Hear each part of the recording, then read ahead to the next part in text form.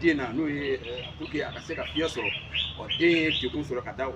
sira kan parce que ale yɛrɛ ye dɔgɔtɔrɔso caman kɛ n'a taara a ye mafiyalen minnu sɔrɔ o kama dusuma kaselen a bɔra ka video dɔ kɛ video in a bɛ fan bɛɛ fɛ o kama honorable ye an wele ka na ka se ka laseli kɛ pour que maliyɛnw bɛ se k'a dɔn nin ko in a kɛra cogo jumɛn na ko in bɛ dawolo jumɛn na ale yɛrɛ min ye commission de santé a ɲɛmaa ye ale jɔyɔrɔ bɛna kɛ mun ye nin waleya ninnu na an ka Mali jamana kɔnɔ o la honorable ye bisimila an ka kɛnɛ kɔnɔ an bɛ foli d'i ma presse wulili la bi wulada in na. N bɛ aw bɛɛ lajɛlen fo ka bɛɛ don kiramantonya na an bɛna an da don kuma min na dusukasi kuma don mais a fɛnɛ ka kan ɲɛfɔli ka kɛ bɛɛ lajɛlen ye mais yanni n ka don kuma na an bɛ foli kɛ ka ɲɛsin an ka jamana ɲɛmaaba ma n'o ye colonel Asimi Goita ye ka taa se gouvernement ɲɛmaa ma Sudɛl Kokala Mayiga ani anw yɛrɛ ka président ba honorable Maliki Jaw ani maliyɛn bɛɛ lajɛlen an ka sɔrɔdasi minnu bɛ halisa ka an ka jamana lakana Ala ka fanga d'u ma Ala ka se di u ma bi ye donba dɔ fɛnɛ ye ne bolo sabula n yɛrɛ muso fɔlɔ bi y'o ka anniversaire a ka san yɛlɛma anniversaire don bɛɛ b'a dɔn k'a fɔ Mali in kɔnɔ an bɛ se ka ɲinɛ an bɔra duw de kɔnɔ i bɛ muso fɔlɔ ta wagati min na a dɔw b'a sɔrɔ hali i tɛ s'i ka kurusi yɛrɛ kɔrɔ kuma tɛ ko ka fɛn caman kɛ donc muso fɔlɔw de bɛ mɔgɔw nɔgɔ bɔ ka b'u la o kɔfɛ ko caman min na o kɔrɔ tɛ ko muso tɔw ma ɲi u bɛɛ ka ɲi mais i ni min fɔlɔ bɛ sɛgɛn kɛ ɲɔgɔn fɛ i man ka k'o ma fitiri wale ye an ka taabolo dɔ de y'o ye o de y'a to u bɛ sɛgɛn minnu kɛ ani u bɛ degun minnu kɛ n'u ka anniversaire sera an kan k'u fo sabula surtout ne yɛrɛ bɛ n ta fo kɛrɛnkɛrɛnnenya la parce que wagati dɔ kɛra n'olu tun t'an kɔrɔ cɛ a bɛ gɛlɛya dɛ tuma min na ji bɛ don an ka sow kɔnɔ ani an ka duw kɔnɔ an b'o bɛɛ soli ɲɔgɔn fɛ an ye diɲɛ gɛlɛya bɛɛ kɛ ɲɔgɔn fɛ min ka sɛnɛjalanw daji o ka situlu ko la o ka to don an ye nin bɛɛ kɛ bon ni Ala nana sɔrɔ nin k'i bolo i man ka ɲinɛ olu kɔ n bɛ profiter k'a fɔ cɛw ɲɛna an kana kɛ an musow ma fitiriwale ye an dɔw de don u bɛ b'u faw n'u baw ka so ka jɛ olu bɛɛ kɔ ka na anw de fɛ yen donc an ka kɛ hakilima ye an ka musow minɛ ka ɲa n bɛ dugawu kɛ n yɛrɛ furumuso ye n'a tɔgɔ ye ko Basan Ala ka sijan ni kɛnɛya caman d'a ma n furumuso tɔ minnu fɛnɛ bɛ yen k'u bɛɛ fo Ala ka sijan ni kɛnɛya d'u ma nin bɛnna nin don ye donc n b'a fo sabula n bɛ hakili jigin k'a fɔ ko n ma ɲinɛ a ye tɔɲɔ min kɛ n nɔfɛ ani n yɛrɛ ye tɔɲɔ min k'a la sinon fɔma ninnu anw mara man di dɛ mais tiɲɛ na n b'a fo a ye n dɛmɛ k'an masaw ladon an ye fɛn caman kɛ ɲɔgɔn fɛ an ka to k'an musow tanu walasa ka courage d'u la ko muso tɛ tanu nkalon dɔ dɛ i b'a tanu mais n'a ye kojugu fɛnɛ kɛ i b'a sigi k'o fɛnɛ fɔ a ɲɛna mais faneni t'a la baneni t'a la gosili t'a la donc o la an bɛ don kuma yɛrɛ kɔnɔ kuma min n'an bɛna don a kɔnɔ a ɲɛsinnen bɛ an balimamuso Madame Jalo ni den ka furakɛli ko kuma n'a ye réseau bɛɛ lajɛlen minɛ depuis video in bɛ sen na anw yɛrɛ ye wulikajɔw kɛ n b'an ka président Maliki Jaw fo kosɛbɛ parce que a ko ni nin ko ninnu daminɛna an bɛɛ k'an jɔ an jɔyɔrɔ la ale fana ye danaya da anw de kan an bila commission ɲɛfɛ donc ni ko min b'i ka commission kan i man ka to kɔ o la nin yɔrɔ la n bɛ ministre de la santé fo k'a ka ministère bɛɛ fo ka secrétaire général fo ka directeur national de l'hygiène publique k'u fo depuis an ye video ye réseau sanfɛ ni n y'a ci u ma olu yɛrɛ ni anw an ye disposition bɛɛ ta secrétaire général yɛrɛ taara foli kɛ fo muso somɔgɔw la Kati ka taa foli kɛ ne yɛrɛ fɛnɛ ye muso cɛ wele Jalo ka dugawu don k'a ye wa o kɔnɔna na fɛnɛ n b'a fɔ aw ɲɛna k'a perepere latigɛ kuma in kɔnɔ investigation kɛra c'est à dire ɲininiw kɛra k'a dɔn mun nana ni nin ye an tilara o kow bɛɛ la ka ban an y'a ɲini o ka dɔn n tɛ n da don o la bi fɔlɔ mais ɲɛɲinini mun kɛra ni Ala sɔnna ma ministre ni a ka mɔgɔw bɛ bɔ ka kuma olu ka kuma kɔfɛ anw yɛrɛ fɛnɛ ni muso somɔgɔw bɛ kuma na sabula ni jamana ka ɲɛɲinini kɛ ko min b'a bolo k'o dɔn anw minnu ye jamana ka lasigidenw ye n'o ye wasadenw ye anw fana bɛ sokɔnɔmɔgɔw fana ɲininka ko kɛra cogo min na k'a dɔn tiɲɛ don an balimamuso bɔra ka kuma mais a ka kan halisa a cɛ fana ka ɲininka pour que ka ko ninnu sanga ɲɔgɔn ma ka ko tiɲɛ dɔn n'an ko mali kura a ti taa f'an k'an jogo yɛlɛma dɛ donc ni ne bɛ ka bɔ ka kuma parce que commission président de ye ne ye donc an y'a mɛn dɔrɔn an ye vidéo ci ɲɔgɔn ma ne ni ministre bɛ ɲɔgɔn kalama ni secrétaire général bɛ ɲɔgɔn kalama ni directeur national bɛ ɲɔgɔn kalama muso min den banna fɛnɛ n'a cɛ den fa an bɛ ɲɔgɔn kalama donc o de ye anw ka jɔyɔrɔ ye ni nin n'a ɲɔgɔnnaw kɛra k'a dɔn mais nin siratigɛ kɔnɔna na a ka kan bi an ka kuma dɔw fɛn dɔw ɲɛfɔ maliyɛnw ɲɛna dɔgɔtɔrɔso ko kan pour que mɔgɔ caman ka bɔ fili kɔnɔna na wala min kɛra a bɛ bɛɛ tɔɔrɔ wala in kɛra kɛcogo min na an ye muso ta mɛn mais min fɛnɛ kɛra o fɛnɛ bɛ sen na mais o n'a ta o ta mun de kan ka kɛ nin kuma in kɔfɛ ni ɲɔgɔnna wɛrɛ de man ka kɛ mali la bilen an man ka ni ɲɔgɔnna wɛrɛ de mɛn an tulo la bilen nin kan ka kɛ misali ye walasa fu ka siri nin kow n'a ɲɔgɔnna la mais kuma jumɛn bɛ fɔ bɛɛ lajɛlen ɲɛna an b'a fɔ maliyɛnw ɲɛna n'i y'a ye n delila ka laseli dɔ kɛ n y'a fɔ bɛɛ ɲɛna n ko mali la an ni minisiri bɛ ka baara mun kɛ o ye dɔgɔtɔrɔko yɛrɛ bunakun fɛ l'exercice de la médecine privée a kɛra i bɛ taa baara kɛ dɔgɔtɔrɔso privé la a kɛra i b'a kɛ public la fo ordre de ka don a la wa ni ala sɔnna ma texte ninnu banna an bɛna ordre don a la mali la yan min na fɔ n y'a fɔ a ɲɛna n'i bɛ baara la gouvernement na i bɛ to dɔgɔtɔrɔsoba la n'i bɛ taa clinique la i bɛ to clinique la mais an bɛ jumɛn fɔ maliyɛn bɛɛ ɲɛna bɛɛ ka baara kɛ ni o ye mali dɔgɔtɔrɔso a baara bolo dalen de bɛ k'a daminɛ dugu ma n'o ye sescom ye hali o yɛrɛ la yanni ka se sescom ma maternité rurale bɛ yen dispensaire bɛ yen sescom o ye a dugumada ye sescom mana bɔ yen n'a bɛ f'o ma ko centre de santé communautaire centre de santé de référence bɛ na ɔ an bɛ yɔrɔ min na ko bi centre de référence yɛrɛ an bɛ ka yɛlɛma don o la a bɛ ka f'o ma ko les hôpitaux du district minnu bɛ hôpital baaraw kɛ ni spécialité caman bɛ k'a la o fɛnɛ kɔfɛ hôpitaux de deuxième niveau bɛ yen troisième niveau fɛnɛ bɛ yen n'o ye Gabriel Touré ninnu ani Kati ani Pongi mais mun de ɲininen bɛ mɔgɔ fɛ ni kunkolodimi bɛ e la dɔrɔn ka wuli ka taa Gabriel Touré la o t'a kɛcogo ye n'i man kɛnɛ dɔgɔtɔrɔso min ka surun i la n'o y'i ka sescom ye sescom yɛrɛ fɛnɛ aw ka quartier de bɛ mɔgɔw ta k'u sigi a bɛ f'o ma ko ASACO les associations communautaires olu de ye dɔgɔtɔrɔso min bɛ n'a bɛ f'o ma ko sescom o mara bɛ olu de bolo o mara fɛnɛ o kɔrɔ ko bɛ quartier de bolo donc dɔgɔtɔrɔso bilalen bɛ quartier ou bien dugu caman ka bolo kan olu k'u wasa don o la o kɔrɔ ye mun ye ni bana ye maa fɔlɔ min minɛ e kan ka taa o dɔgɔtɔrɔso de la n'i taara o dɔgɔtɔrɔso la olu b'i lajɛ n'olu y'i lajɛ k'a dɔn k'a fɔ tiɲɛ na bana min bɛ e la o se tɛ olu ye parce que n bɛ min fɔ mɔgɔ ɲɛna dɔgɔtɔrɔya la moyen ko de don résultat tɛ baarakɛminɛn ko de don yala ni banabagatɔ in nana an kan ka baara min k'a la a minɛ b'an bolo wa a mɔgɔ b'an bolo wa est ce que anw yamaralen don ka ni bana modèle sifaya furakɛ ni dɔgɔtɔrɔso in na wa ɔ n'o tɛ se ka kɛ n'e taara sescom na i bɛ taa dɔgɔtɔrɔ minnu sɔrɔ yen olu bɛ papier dɔ da i kan a bɛ fɔ o de papier ma ko référence évacuation o dɔw la n'a y'a sɔrɔ i yɛrɛ bɛ se ka i ye taa dɔgɔtɔrɔso la ka sɔrɔ a ma kɛ ni ambulance weleli ye i bɛ taa dɔgɔtɔrɔso la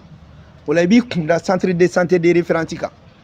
n'a y'a sɔrɔ a ka centre de référence ye hôpital du district ye i n'a fɔ Bamakɔ CCRF minnu bɛ commune 1 commune 2 ninnu na i bɛ taa ni papier ye papier kɔnɔ kuma de bɛ kuma e ka bana kan ɔ n'o y'a sɔrɔ fɛnɛ o référence évacuation min filɛ n'a tɛ se ka ɲɛ mobili kɔ dugu dɔgɔtɔrɔ ɲɛmɔgɔ min bɛ sescom na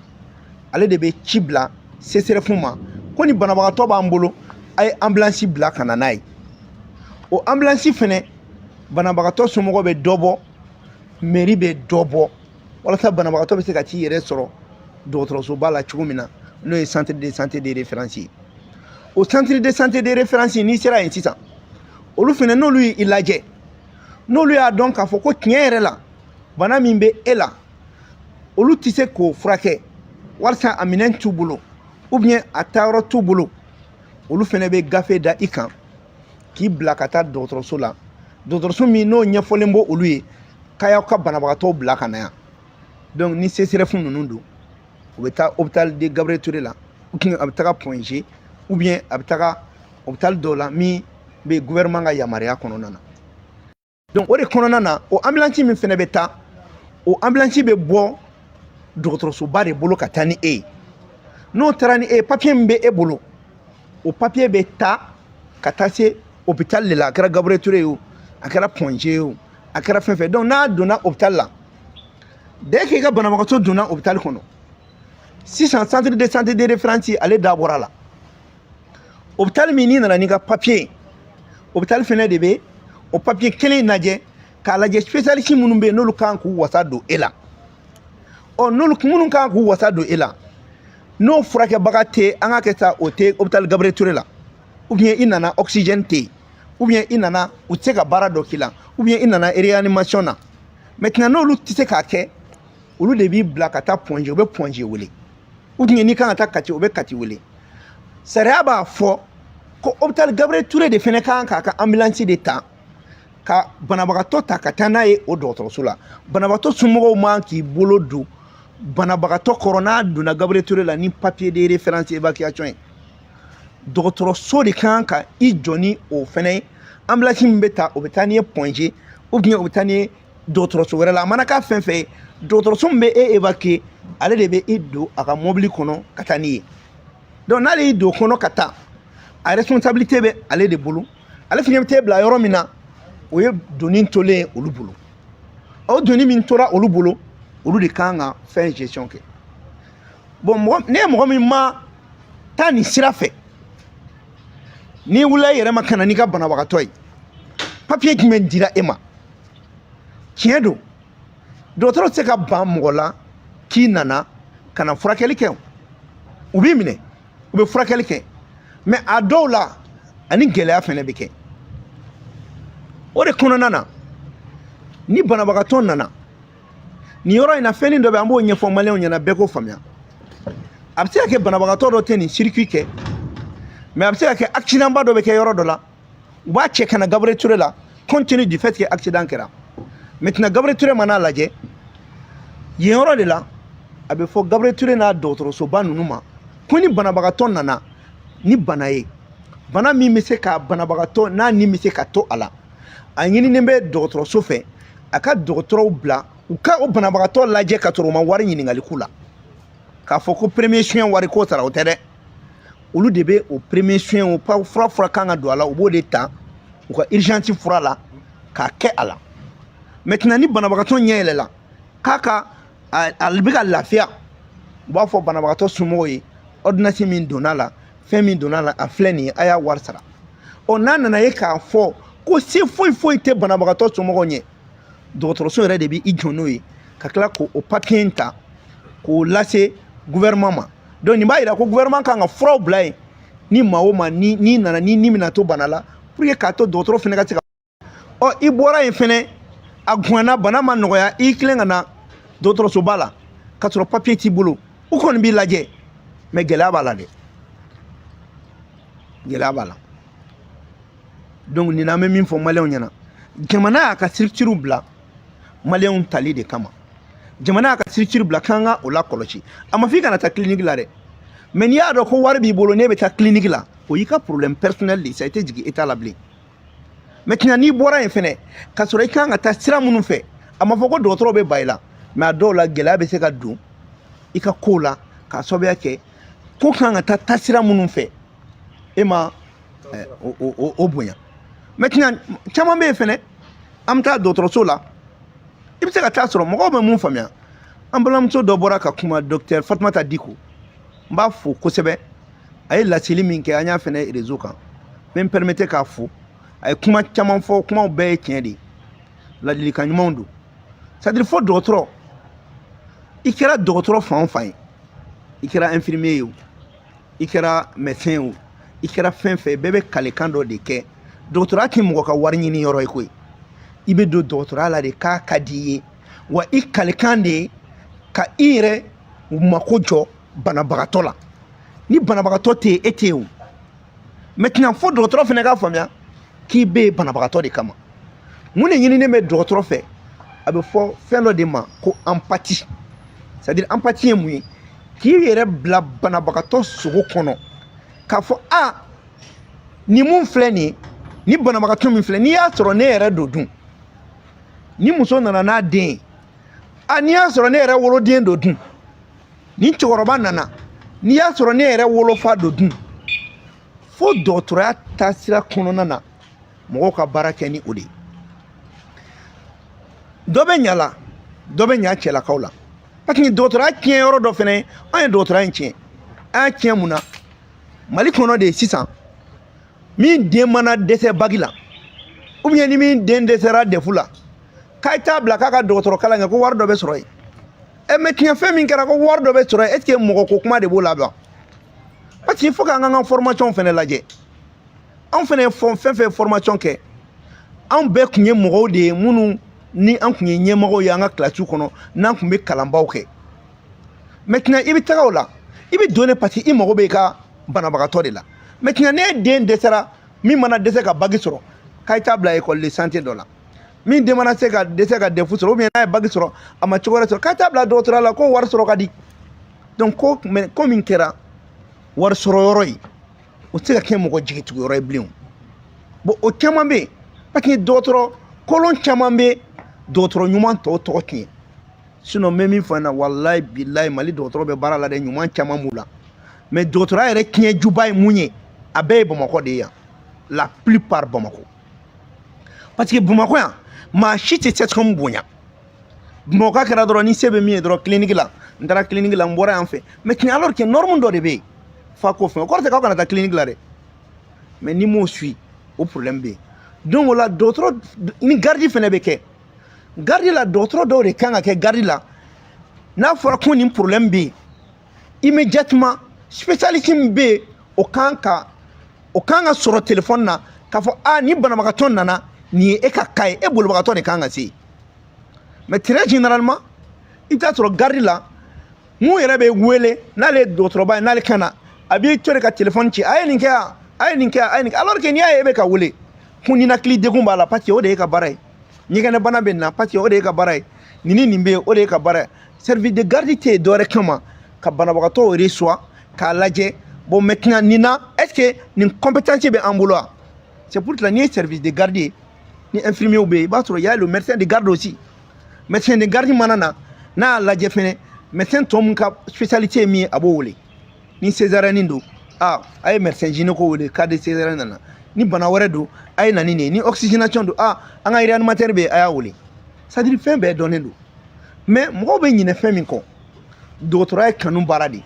n'i donna dɔgɔtɔrɔya la k'i ka wari sɔrɔ i tɛ wari sɔrɔ wa i tɔgɔ bɛ tiɲɛ mais n'i donna la kanu kama i bɛ wari sɔrɔ wa i bɛ diɲɛ fɛn bɛɛ sɔrɔ donc fɛn min jɛlen don ni nɔgɔ t'o la fiyewu o ye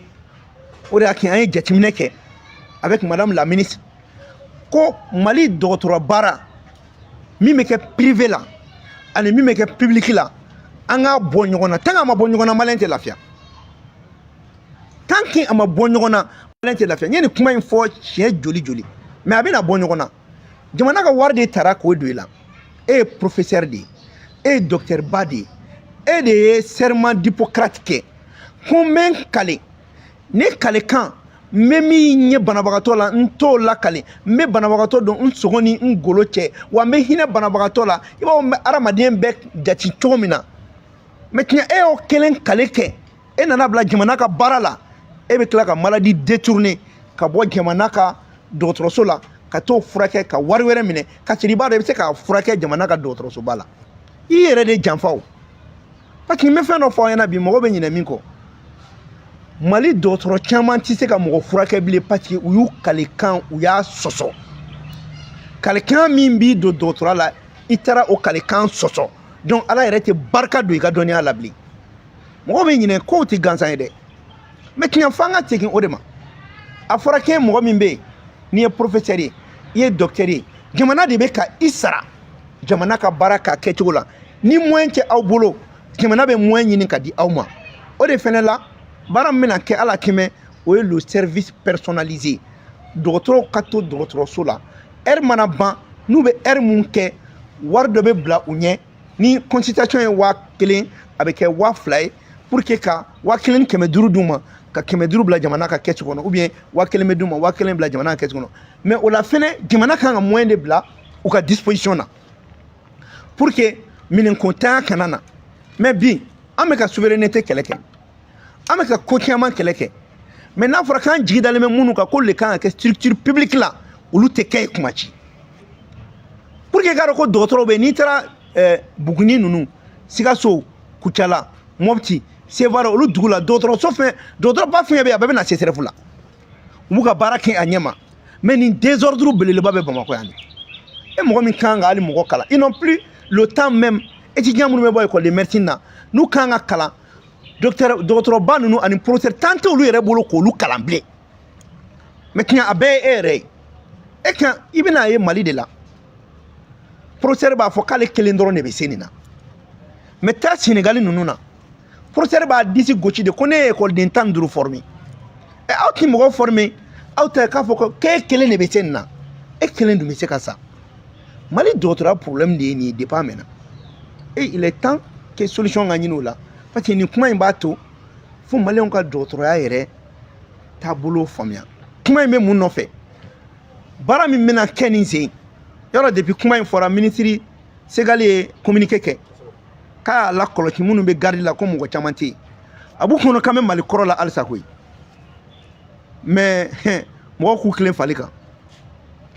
parce que an bɛ ka baara min kɛ dugu ma avec madame la ministre ni Alahu Taala sɔnna ma maliyɛnw bɛ nisɔndiya n'u ka jamana ye parce que Mali kun tiɲɛna de koyi an bɛɛ y'an ɲɛ jɔ a tiɲɛtɔ la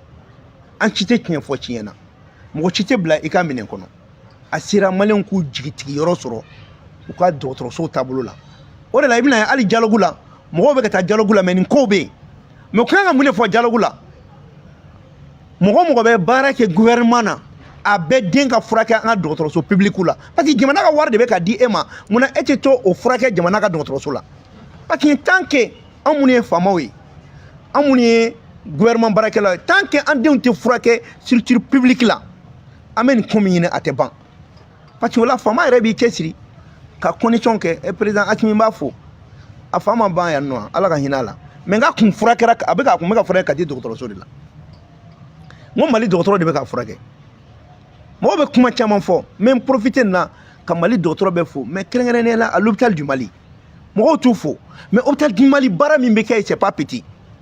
Gabriel Touré il y a des dysfonctionnements mais dɔgɔtɔrɔ ɲuman caman fɛnɛ bɛ yen congé la même chose mankan dɔw bɛ kɛ mais e yɛrɛ ka dɔgɔtɔrɔ ni m'u bila condition na k'u valoriser u bɛna mun de kɛ on a les meilleurs docteurs au Mali les meilleurs professeurs au Mali mais n'an ma ordre don a la tigɛ kɔlɔ kelen tonlen bɛ tɔw to la fɛ il faut des mesures fortes des conditions réelles parce que dɔgɔtɔrɔ filɛ n'i bɛ dɔgɔtɔrɔ baara la anw b'a kɛ an b'a dɔn n'e bɛ dɔgɔtɔrɔ baara la i bɛ ɲinɛ hali n'a y'a sɔrɔ i muso de bɛ tin na i bɛ ɲinɛ o kɔ fɔlɔ hali n'a fɔra ko nin b'i ka so i bɛ ɲinɛ o kɔ mais i b'i ɲɛsin i kan ka maa min ka diɲɛlatigɛ sauver i b'i ɲɛsin o de ma sinon dɔgɔtɔrɔya sariya tɛ ko banabagatɔ ka sa i bolo dɔgɔtɔrɔya yɛrɛ sariya tɛ k'an ka bana yɛrɛ furakɛ dɔgɔtɔrɔya laɲini ye mun ye an bɛ baara de kɛ pour que bana yɛrɛ ka n'i minɛ ɔ ni bana in minɛ fɛnɛ an bɛ baara kɛ pour que bana kana se la ɔ ni bana nana se la n'a kɛra saya ye o b'a sɔrɔ an y'an seko bɛɛ lajɛlen kɛ donc c'est très important an ka nin kuma ninnu fɔ nin ye kuma ɲɛbila kumaw ye mais ni Alahu Taala sɔnna ma investigation kɛra nin ko in na a ko bɛɛ ɲɛdɔnna ka ban avec le ministre de la santé et la commission santé an bɔra nin bɛɛ kalama an y'an bolo di ɲɔgɔn ma wa an b'a ɲini maliyɛnw fɛ hali sini ni nin n'a ko ɲɔgɔnnaw kɛra u ka an saisi mais n'an y'a bɛɛ fɛnɛ kɛ vidéo labɔ dɔrɔn ye a vidéo labɔ dɔ bɛ se ka kungo si ma dɛ parce que kuma bɛ kuma na n'i y'o fɔ n'o fɔcogo ma ɲɛ n'o taara bɔ i jalaki kan a bɛ se ka kungo dɔ las'i ma kuma fɔcogo fɛnɛ n'a kɛra jalakili dɔ ye i bɛ se ka taa sigi o jalaki kɛnɛ kan mais a ka kan an ka bila an kun na ko Mali bilama ani Mali kunun tɛ kelen ye dɛ ko wasaden minnu bɛ Mali la ani démocratie wasadenw tɛ kelen ye dɛ an nana mission dɔ de la kalama fili an ɲɛ an nomena de kana k'a ye na nin baara in kɛ c'est comme gouvernement y'i bila mission dɔ la premier ministre nomena cogo min anw yɛrɛ nomena ten mais i b'a ye hali ni bɛ ka kuma dɔ b'a fɔ k'aw tɛ dɔwɛrɛ nomeli ko i b'a fɔ ko nomeli ko bo de b'o la ou bien ko kasa jugu dɔ de bɛ n'i nomena la premier ministre kuturu bɛ nome o ma fɛn k'aw la n'a fɔra ko wasaden nomena o kɛlɛkɛyɔrɔ mais i nome fara kalafili kan min ɲinini fɛ o ye wasaden jɔyɔrɔ fali de donc halisa an bɛ banabagatɔ somɔgɔw banbagatɔ somɔgɔw an bɛ hakɛto ɲini u fɛ i n'a fɔ ministre y'a fɔ cogo min ka f'u ɲɛna tiɲɛ don min banna a nimisa bɛ an bɛɛ la parce que n'i ye mɔgɔ mɔgɔ den i k'i den ladon a bɛ kuma i fɛ papu na yan ou bien mama na yan depuis a bɛ tulonkɛni kɛ e kana na o sacogo ye a bɛ digi mɔgɔ la c'est pour la théorie de Yoweri b'a fɔ ko l'être humain est un capital s'il meurt tôt le capital est perdu s'il devient fou le capital est perdu s'il devient malade le capital est encore à moitié perdu parce que i b'i ka wari de don a la hadamaden ye jagokun de ye ko ni a sara joona o y'i ka jagokun perdilen wa ni fa donna a la fɛnɛ jagokun fɛnɛ o y'a perdilen wa n'a kɛra maa banabagatɔ ye k'a ma se ka foyi ɲɛ jagokun perdira donc an kan k'a ye hadamaden na de ko hadamaden ye jagokun ye an man k'a fɔ ten dɔrɔn ko saya kɛra a y'a to ala ma ala y'a kɛ ala de bɛ saya bɛɛ kɛ mais n'a fɛnɛ dɔw tora k'a ti ɲɛɲini dɔw fɛnɛ t'u tilen dɛ donc n tun bɛ fɛ ka nin de fɔ k'a fɔ maliyɛn bɛɛ k'a faamuya ko fɛn min fɔra a digira an bɛɛ la kuma in kun tɛ dɔwɛrɛ ye maliyɛnw k'a dɔn ko Mali bilama ni Mali kunun tɛ kelen ye ko anw bɛ yen jamanadenw ka impôt de bɛ don an na wa a ka kan ni fɛn min kɛra an ka bɔ ka ɲɛfɔli k'u ye ni ala sɔnna ma investigation jaabi fɛnɛ an bɛ weleli kɛ k'a f'u ɲɛna o bɛ kɛ ORTM yɛrɛ la fɛnɛ ani directeur ka fɛn donc hakɛto bɛ a la fɔlɔ nin yɔrɔ in na sallallahu alaihi wasallam. Ayiwa k'an filɛbaga ni an kanubagaw bɛɛ lajɛlen fo an y'o fɔ paji caman bɛ nin kɛnɛ kɔnɔ na min ka se ka nin kumakan ninnu ka lase o nana an b'i yɛrɛ fo walasa an tɛna nin baro an tɛna jan sabula an y'o de fɔ muso in ka kɔlɔlɔ kama bɔli kɛra ka ɲɛfɔli kɛ walasa ka se ka maliyɛndenw bilasira nka a bɛna kun cɛ ni min ye Francis général dɔ bɔra ka laseli dɔ kɛ kuma caman bɔra laseli nin kɔnɔ la an bɛ fɛ i ka baro ka ɲɛɲini o ka ɲɛfɔli. Papin a diyara n ye n bɛ fɛ maliyɛnw ka min faamuya Faransi ka chef d'état-major kɔrɔ dɔn n'u b'a fɔ o ma ko général Lecointre ne b'a fɔ ko général Lecon le farfelu ça c'est un félon on appelle ça un militaire félon c'est-à-dire nin ye maalankolon dɔrɔn de ye maintenant a bɔra ka mun de fɔ a bɔra ka laseli dɔ de kɛ laseli min kɛra diɲɛ bɛɛ ɲɛna ni nɛnini don ni ɲuguntɔ kuma don mais maa si ma bɔ ka général in jaabi ne ye n sigi ka maaw lajɛ kosɛbɛ n tɛmɛ n'a kuma ni kɛrɛfɛ mais hakili la n ko maaw bɛ ka kuma mais dusukasi bolo maaw tɛ k'a ɲɛfɔ mais général ye kuma min fɔ an b'a bamanankan fɔ mɔgɔ k'a faamuya a ko a ka laseli la laseli in kɛra Figaro de kɔnɔ laseli in kɛra avril kalo tile 14 a kɛra ka bila réseau sanfɛ a ko n'i ye jateminɛ kɛ kɛlɛ bɛ anw fɛ yan cogo min ani an bɛ ka taa cogo min anw bɛ ka den wolo cogo min k'o tɛna ɲa diɲɛ dugu si kɔnɔ an ka continuer ka den wolo ta k'o caya an ka dugu kɔnɔ ko mais ko a mana kɛ cogo cogo ale b'a fɔ Union européenne u k'u bila u yɛrɛ ka minɛn kɔnɔ walasa u ka politiki kɛlɛ don ka na u coko farafinna kɔnɔ yan hali n'a y'a sɔrɔ n'o bɛ kɛ ni marifata ye a y'o de fɔ maintenant a ma dan o ma a kɛra k'a fɔ a ka kuma na k'olu tɛna jɛn n'a ye cogo si la k'a kɛra san 10 a dɔgɔyara san 10 a dɔgɔyalen o jukɔrɔ bien a cayalen jagoya de ye olu seginni ka na tuguni sabula olu tɛna anw ka jamana to Russie ni Chine bolo ani Wagner ko parce que k'olu tɛna se ka na farafinna développer kuma in laɲini ye mun ye k'u y'an marali min kɛ san 100 ni kɔ ko wa k'u bɛna an mara tuguni nin ye jɔnya bolodalen de ye mais ni kuma in fɔra Union africaine a ka acte constitutionnel a préambule o ko ka Afrique jamana bɛɛ ka dignité u ka danbe anu ka hɔrɔnya ani u ka souveraineté u ka yɛrɛya anu ka jamana yɛrɛ intégrité territoriale ko k'o lakana Union africaine ma kuma Nations Unies o fɛnɛ sigilen bɛ de ko ka bɛɛ bonya n'i ka yɛrɛya kɔnɔna ye o fɛnɛ ma kuma kana f'i da la k'an bɛna guerre kɛ ka ni jamana ninnu anw bɛna an cogo ni marifa ye parce que u y'an minɛ jɔnya kelen min na k'u bɛ segin ka na an mara n'o jɔnya kelen ye o de la i m'a ye américains u bannen bɛ k'u tɛ bɔ Niger papier nin yɔrɔ la tubabuw ye nin ɲɔgɔnna fɛn o fɛn kɛ u y'a kɛ ni jɔnden dɔw de ye minnu b'u ka baara kɛ an b'a fɔ nin fɔcogo la quoi an ka organisation minnu filɛ Union africaine n'a kirikarakiri jɔnya jɛkuluw de don jɛkulu tɛ minnu bɛ farafinna yɛrɛ bɔ nɔgɔ la o de kama Mali ni Burkina ni Niger u ye AES mun sigi a ɲɔgɔn tɛna kɛ diɲɛ bɛɛ mais n'i y'a ye u kɔ suturalen bɛ parce que u dɛnnen de bɛ Russie Chine na o de ma bɛn u ma papier nin bɛ mun yira i bɛna ye anw de ka nin jamana kɔnɔ parti politique minnu bɛ ninnu ka sira fɛ n'u bɛ k'u ka kuma fɔ u yɛrɛ kɛra ka mun fɔ nin ko la c'est à dire nin b'a yira ko Faransi mago tɛ démocratie la a mago tɛ droit de l'homme na bilen a mago bɛ k'anw ka dugujukɔrɔ nafolo min ka ca k'u bɛna an ka nafolo de minɛ k'a k'u ta ye ɔ élection kuma banna sa koyi donc binkani de bɛ sen na ɔ jamana min ka laɲini ye ko san 10 a dɔgɔyalen ou bien a cayalen an yɛrɛ bɛna aw fɛ yen nɔ pour que ka aw mara hali n'a ma se k'aw mara politique sira la an bɛ marifa ta k'aw kɛlɛ n'o fɔra aw minnu ye farafin ye an kan ka mun kɛ a tɛ labɛn kɛ papa ne bɛ to k'a fɔ maliyɛnw ɲɛna n ko Asimi ninnu bɛna fanga mun minɛ n k'a ka to Mali bolo fo san 100 a kuma dɔ natɔ tɛ nin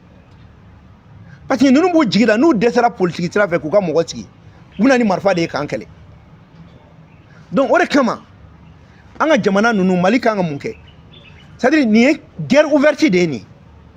c'est pour cela n'i ye mɔgɔ mɔgɔ y'i mɛn ka dugukolo a kɛra parti politique ye o a kɛra hadamaden fɛn fɛn droit de l'homme démocratie a minɛ ka taa n'a ye front na an mago bɛ mɔgɔ ka démocratie la bilen an mago bɛ parti ko kuma yɛrɛ la tuguni ni kuma min yɛrɛ fɔlen filɛ nin kan ka dusu de don an kɔnɔ hali élection ko kuma maa ci da kana taa ma bilen parce que guerre de déclenchera kunun ma se k'a sɔrɔ n'u ka jɔn ninnu dɔw sigili ye u bɛ marifa ta k'an kɛlɛ nin b'a yira k'a fɔ Mali Burkina Niger an ka kɛ jamana kelen ye wa an ka bolo di ɲɔgɔn ma papier an hakili b'a la la résistance coloniale Alimami Samori Touré ani Sékou Amadou ninnu olu ye jamana kunbɛli mun kɛ olu ye jamana dɛmɛli minnu kɛ an b'o wagati kelen de la Asimi b'o de kɔnɔ sisan général Tchani b'o de kɔnɔ sisan Ibrahima Traoré bɛ o de kɔnɔ sisan maintenant mun b'a fanga tiɲɛ o farafin kelen Kunta Kinte ka wagati n ko farafinw de tun bɛ taa farafinw yira ka t'o di tubabuw ma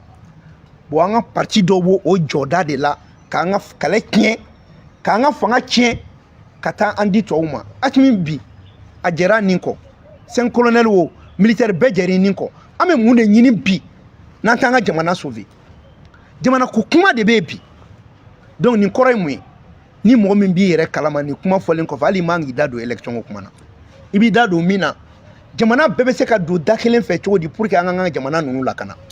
AES bɛ se ka kɛ AES ye cogo di pour que k'a ɲɛsin ninnu ma nin kɔrɔ don min na n'a fɔra k'an ni Russie ni Chine tɛ olu bɛ na an jɔnya mara u ye nin kɛ conférence de Berlin 1884 1885 ka farafinna dugu tila k'u b'u bɛɛ mara n ye nin fɔ depuis kuma jan wa o gɛnni min kɛra ka bɔ yen a ma bɛn o ma dɛ donc maliyɛn bɛɛ kan ka hakili sɔrɔ farafin bɛɛ kan ka hakili sɔrɔ ko u bɛ fɛ ka an jɔnya mara tuguni quoi jagoya donc a bɔra sisan komi Asimi ninnu y'a yira k'an tɛ se ka mara miirina la tuguni parce que ni jamana min y'an ja an n'o bɛ kuma donc a bɛna kɛ ni marifa ye donc ni politique kuma ma ɲa u bɛna ni marifa ye ka na bi an kan yan donc nin bɛ farafinna dugu bɛɛ wele bɛɛ k'i bolo fara ɲɔgɔn kan an ka ɲɛsin nin tubabuw ma parce que u ko k'olu ka diɲɛnatigɛ yɛrɛ de sirilen bɛ farafinna la wa kɛlɛ wɛrɛ tɛ yen koyi sanu min bɛ yan lulu min bɛ yan ani dugukolo min b'an bolo o de ye nin ye papier nin b'a yira k'a fɔ ko Mali ye plainte min don Faransi kama ko Nations Unies y'a dabɔ a kama k'i ban walasa ka faransi sigi bɔgɔ jɛnnen sanfɛ o kuma kelenw de bɛ ka fɔ an bɛ nin kuma fɔ mun na papier malien an ka sabali ala ye atimi kelen mun d'a ma ne ma fɔ an ka gouvernement ka baara bɛɛ ka ɲi dɛ an ye adamadenw ye fili bɛ se ka bɔ an ka baara la mais mun kɔni jɛlen don an kɔni b'an faso fɛ mun jɛlen don fɛnɛ an bɛ ka sira mun ta a dabɔlen bɛ maliyɛnw de kama a dabɔlen tɛ atimi kama donc maliyɛnw ka wuli ka bɔ sunɔgɔ la élection ko tɛ bilen ordre constitutionnel ko tɛ tuguni bingani de bolodalen don ko wa k'u bɛna bin an kan san 10 a dɔgɔyalen o kun a bɛ caya ni o ye donc an k'an labɛn o kɛlɛ de bɛ nalen donc o kɔnɔna na i ka sokɔnɔ ɲinɛ n'i dɛsɛra k'o minɛ kɛnɛma wara b'i minɛ dɛ donc f'u ka siri mɔgɔ mɔgɔ mana wuli jamana in kɔnɔ ko démocratie ni droit de l'homme on n'est plus dans ça c'est pour cela fɛn taara ka raison d'état ta ka jamana ka jamanaya de lajɛ papa n b'a fɔ maliyɛnw ɲɛna walayi bilayi an minnu bɛ ka jamana mara an bɛ dekun min kɔnɔ bi Alahu Taala de b'a dɔn Alahu Taala de b'a dɔn o de kama n y'a fɔ o don na n bɛ segin a kan bi tuguni o y'a fɔ anw CNT mɔgɔw ma ko dɔrɔmɛ kelen k'anw ma jɛ a kɔ k'anw ko jamanadenw k'an muɲu ko mɛ k'an ma jɛ dɔrɔmɛ kɔ ne tun ye muɲu kuma in kan n kun ma sɔn ka jaabi di mais n bɛ segin ka jaabi di maliyɛn bɛɛ ma tuguni papier depuis Mali ka crise daminɛna Maliki Jawo ye ordre di crédit de tun bɛ di CNT mɔgɔw ma kalo kalo 20,000 a tigɛra depuis 2022 fo bi donc député kelen kelen kun wari min bɛ don crédit la ka d'u ma kalo la o ye 1,200,000 ye o kelen kun bɛ di député kɔrɔw ma frais d'installation a kun bɛ di 2,000,000 san o san Maliki Jawo ko foyi t'a justifier frais d'installation ka di an ma o fana tigɛra anw na mais député kɔrɔw y'o ta carburant min ye essence ye kalo kalo litiri 400 ani litiri 50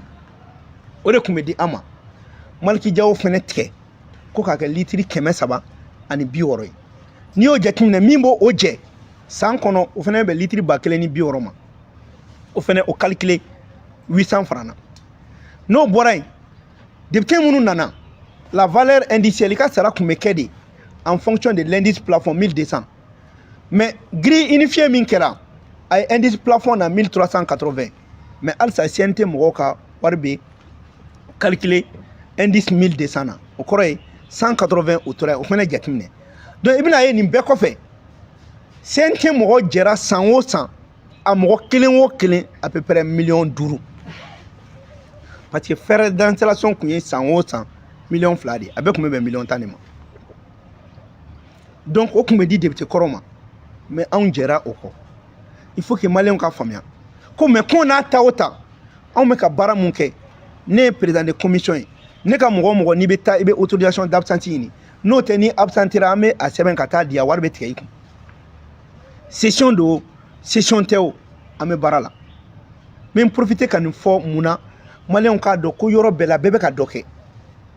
maintenant dɔw yɛrɛ k'a kun kan ka kɛ fu la awɔ n'a kun kan ka kɛ fu la baara min n'i b'o kɛ e bɛ ka nin baara bɛɛ kɛ jamana ye i b'o fu kɛ k'i ka denbaya balo cogo di fɔlɔ députéw u tun bɛ trafic d'influence dɔw kɛ wariba bɛna d'u ma mais o t'anw ta la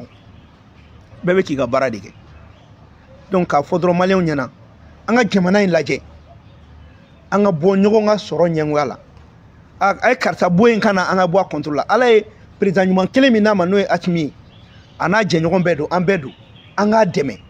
jamana in ka bɔ nin dingɛ kɔnɔ mais an kana dɛmɛ Mali ka to na parce que n'a fɔra k'an nana mara jɔnya la tuguni papin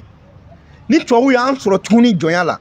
ala k'an kisi k'an tanga maa o maa hali ni den bɛ se ka i ni o ni a kala o b'a faga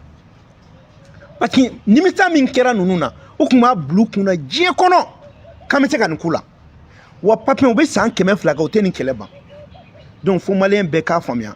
k'an bɛ ko wɛrɛ de kɔnɔ ko bi u ka gɛlɛn ni kun ye o de kama hali an ka opérateur économique minnu b'u fɛ yen u bɛ ka chantage k'u la minnu fana taar'u ka wari bila u fɛ yen u bɛ ka chantage k'u la faama minnu fana taar'u ka wari bila caman bɛ ka an yɛrɛ kɛlɛ parce que ale ka wari bɛ ka minɛ cɛ jɛ o wari kɔ i kana an ka jamana jɔ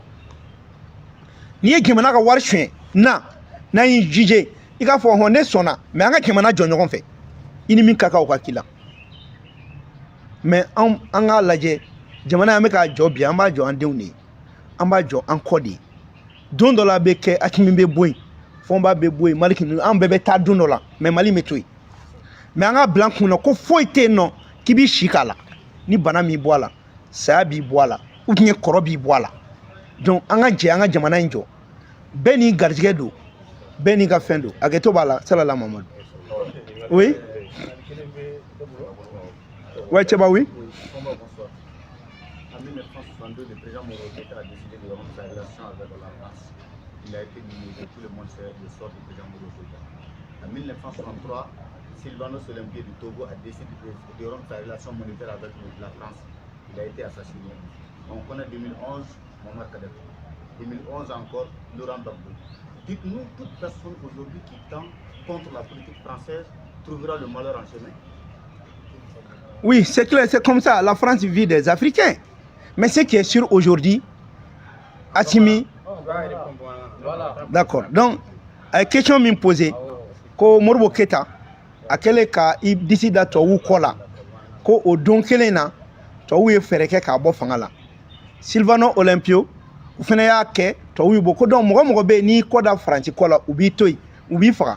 Ore tiem, un problème mi bi, mona uteka anfa, parce que moi kelente. Marfati de Jolembe. Et ni nana Hakimi mo te mun kalama ngo Hakimi meta opération ngai terrain. Mais ato filmer ko ira mo lade. Il va sur le terrain. Sadio meta terrain kan. Maintenant comme Hakimi te yere bla ka to terrain ko filmer abe do kono ka toke. Tcheba o de akama nya fiena. Mali fanga anga san tanke akana di civilement. Parce que civil nana. Ni ko ke yele la kala fili de fait. Soit ou be faga e ma kutaye ou bien ebe sera nga jamana dunga mais sera su Marfati mbabula le sa nene ka bon Hakimi me sera mun sa nye jawo be sera sa ajume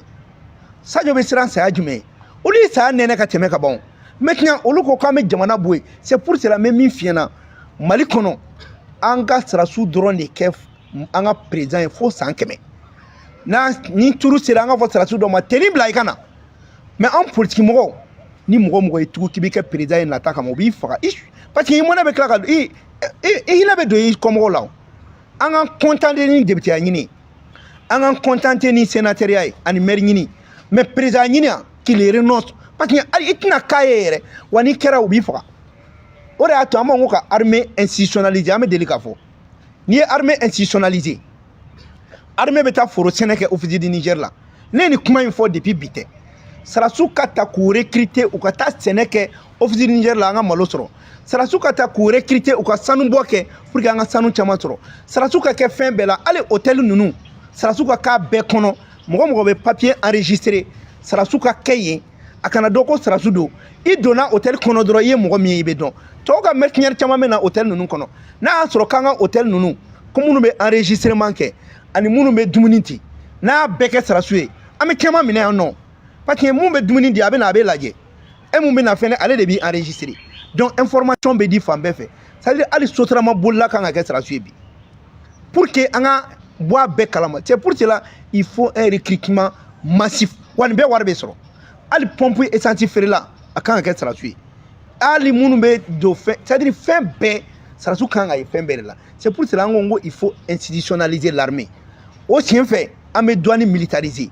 Surveillant de prison be militarisé. Aux efforts be militarisé. Donc so yera be fara aux efforts ga ku be militarisé. Parce que ola jamana abu foro ku militarisé le mais en fait bebe jamana de deme. Wa mo fazi de la. Kino nantora ko saratu munun taradron ko ga jamana deme. Ka soro civil chama saratu chamante civil ala ka kolochili ga be gala. Ali ni mun be furufuru fere. Ay muso do ta aku recruter ku ke saratu ye ku bla furufuru fere la. Ka muso do ta ku ke saratu ku bla chauffeur là maintenant olu munu be no fene be renseignement su ou be bo dugu ko kalama au drone be Mali sauver regarde l'Algérie a institutionnalisé son armée l'Égypte c'est la même chose bon namo ke